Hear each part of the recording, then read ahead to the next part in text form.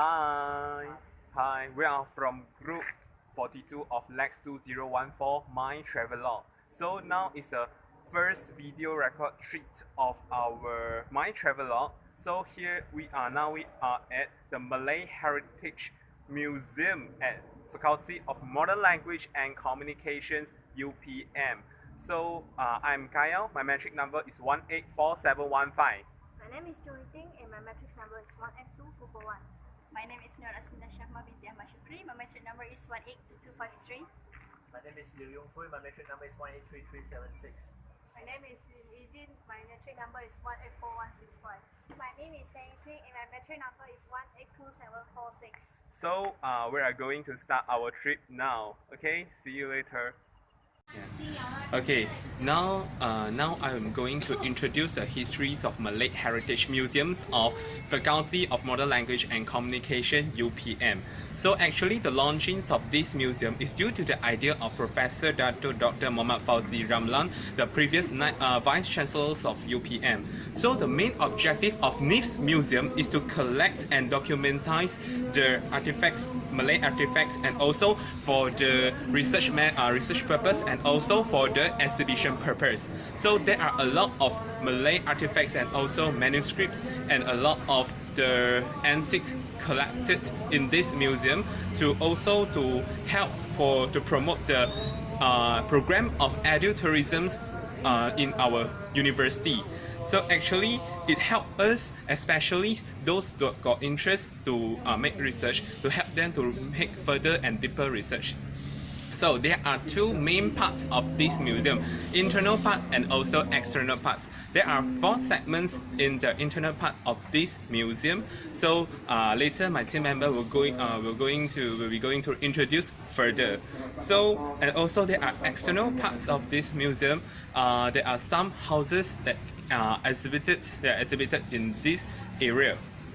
So for this time, then our museum already collect and also documentize many hundreds and thousands of collections of the artifacts and plan to expand the collections to make it more bigger and also more complete by term to term, to make sure that all the artifacts and also Malay Heritage Museum can be kept in a good conditions.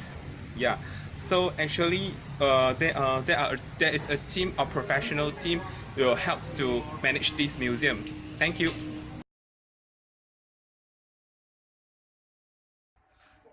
already visit the museum and you can see here this is the operation time for the museum. It's from 10 morning to 5 evening. So it's open for Monday to Friday only. Since they is not allow us to take the photo inside the museum, so we only can just talk about what is inside the museum. So I will pass this to our team members. He will explain 2 segments of this museum. So I would like to introduce two segments that they have inside the museum. So firstly, they have the weaponry equipment and also the household items. So for the weaponry equipment,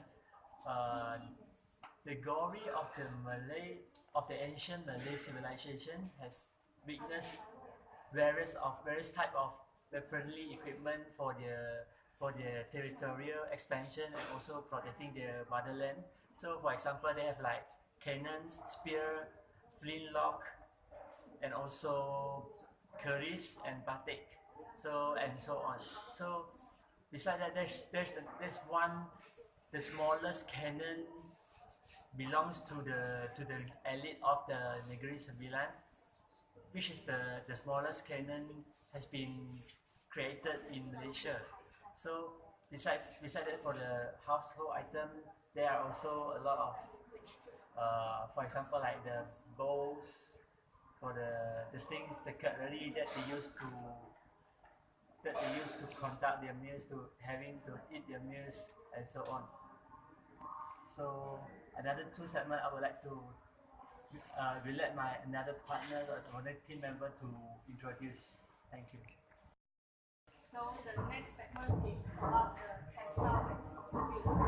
So there are a lot of textile and also costume inside the museum, and we also can see some accessory and decoration that used by the people at past. So this is one of the example of the textile which is Kain Chindat. I think it's more scary thing because it's is mystical. So the people at past believe that if we get this one, can get the power from the demon or supernatural thing. Okay, so we also can know that this Kayan Chinda and also Kayan Lima is for the royal family only because it's the high quality textile. So the next segment is about the manuscript. The manuscript is handwritten in the Javi language. So that's all from me. Thank you. Now we are going to explain about the external parts of this museum. So behind me, this is the house. Originally belongs to Dato Raja Diwangsa Muhammad Yunus bin Jafar, which is one of the royal family from Seri Menantis, Negeri Sembilan. And this house located originally at Kampung Merah, Seri Menanti, and ages about 82 years old. And the initiative and renovation of this Malay ancient building are one of the attractive parts of the museum because it shows the traditional arts and decoration of people from the ancient Malay society. So now I would like to share about the second traditional house of Malay inside the Malay Heritage Museum. And then the second house is come from Pahang and originally belongs to a local chief in Kampung Kelola G42 Pahang, which is Penghulu Ismail bin Katim Bakal. And the Pahang traditional house relocation project is from February 2015 and then complete in April 2015. And then the house believe already have 98 years old, and then the relocation of the house to the Malay Heritage Museum was initiated by members of parliament, which is Yang Berhormat Datuk Haji Ahmad Nazram bin Idris. Yeah, thank you. The third building that I want to explain is the house of Uda Noor bin Kanda Jafar, who originally is the warrior from Perak. So this that building, which ages about 116 years, also known as Rumah Kutai, and only appear along Perak River. So after Tene, I would like to share about the fourth Malay traditional house, which is come from Terengganu and belongs to Haji Wang Muda bin Wang Hassan, which is a great sailor and skipper. And then the house is believed they already have 2,000 years old, and then the house is originated from Kampung Tanjung Kuala Terengganu. So that's all for us. Hey guys, have you ever watched the Malay ghost movies? Any Malay ghost movies? Yes. Yes? Can you tell? Did you notice something about this house? If you notice, in every ghost, in every Malay movies, there is this house as the main scene. You know why? No. Because, let me explain. Because these things is kind of a mystical things in ancient belief of Malay British. So that's why this is come to the horror. But I'm not sure. Even this house is one part of that. But as you already explained before, right? It's come from the past 200 years, and it's like abandoned house. Can you see this an abandoned house for 2 weeks? There are supernatural or demon, and I'm not sure about this house. Maybe we can. And I have heard about the rumors actually. There is a girl had been possessed by the supernatural things from this museum, but I'm not sure. I'm just read through the articles. Maybe you want to try to trace it or okay. I don't think so. Yeah. So I think it's scary. This is so scary for me. But I'm not sure how much about the facts. But just the fact is, the Malay heritage, the house, this traditional house is actually become symbolic for a mystical things in Malays actually. Malays were for the past ancient because in the traditional life we have an ancient belief and we use mystical things to get a power or from the supernatural. So and it comes to now for the future generation, maybe it affect future generation. So I think that's all from us. Okay.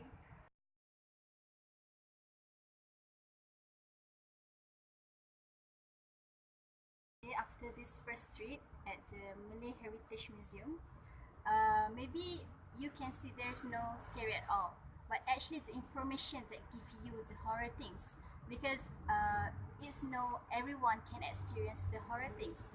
Only the brave one, and we are not brave enough to experience that things. But we gather the information and we gather all of the things in this museum that I think it's enough for us to think that it is a mystical things from the past ancient belief of the Malay heritage, which is it's give a more scarier and a horror information.